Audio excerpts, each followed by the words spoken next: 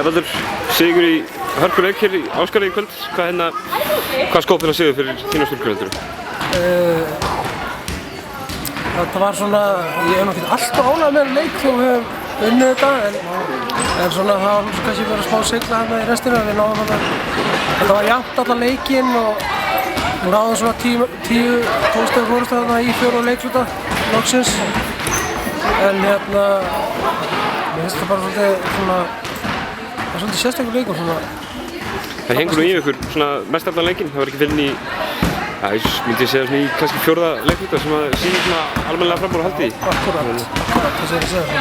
Og hérna, það er að deyja það, þeir voru bara að setja skoti sín og við vorum að leyfa þeim að fá alltaf mikið opnum skotum. Það hérna, tryggastæða skotum og það hélt þeim inn í leiknum. Nú séð að þú setur erlenda leikmann Chelsea inn á, það eru 5 mínútur liðnar á fyrsta leikluta í maður. Hver er staðan á henni, höndinni?